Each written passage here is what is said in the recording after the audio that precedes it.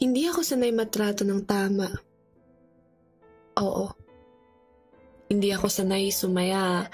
Kaya nang makilala kita, akala ko kagaya ka lang nila.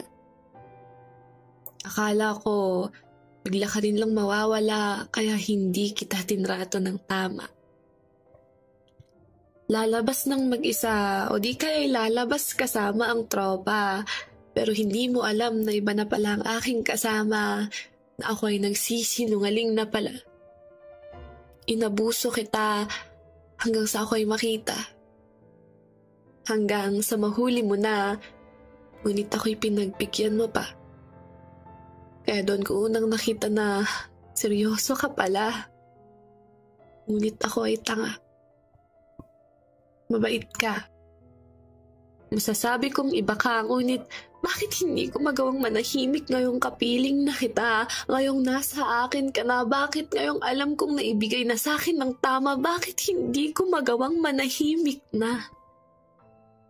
Gusto naman kita, ayaw naman kitang mawala, ngunit hindi ko mapigil ang sariling kong mausap ng iba. Ako ang laging nagkakasala. Naabuso ang kabaitang yung pinapakita, na uulit ko na naman ang dahilan kung bakit ang una kong minahal ay nawala. Ngunit dahil sa takot na makakagaya mo siya, na sa una lang talaga magaling mag-alaga, sa una ay nagpapakabait pero manloloko lang din pala. Dahil sa takot sa puso ay nasaktan kita.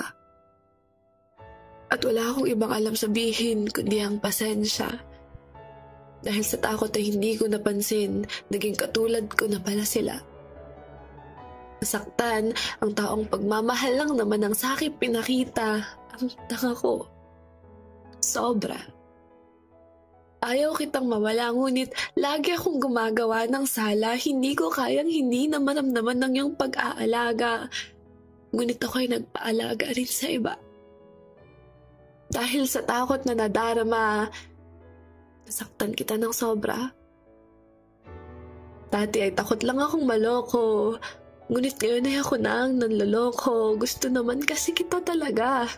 Ayaw kitang mawala sa aking mga mata. Nararamdaman ko naman ang iyong pag-aalaga. Ngunit hindi ko magawang pitawan ng ugaling nakasanayan ko na. Sinumpa ko ang iba. Dahil ako ay sinaktan nila, nagalit na lang ang aking pusong laging naaabuso. At alam kong ito ay naibuntong ko sa'yo. Dahil alam kong mahal mo ako. Kita kong kaya mong magpatalo, kaya ika'y inabuso ko. Andyan ka na. Binigay na ang taong sa akin ay nagmamahal ng sobra, ngunit di ko ito napahalagahan. Kaya ngayon ako ang nawalan.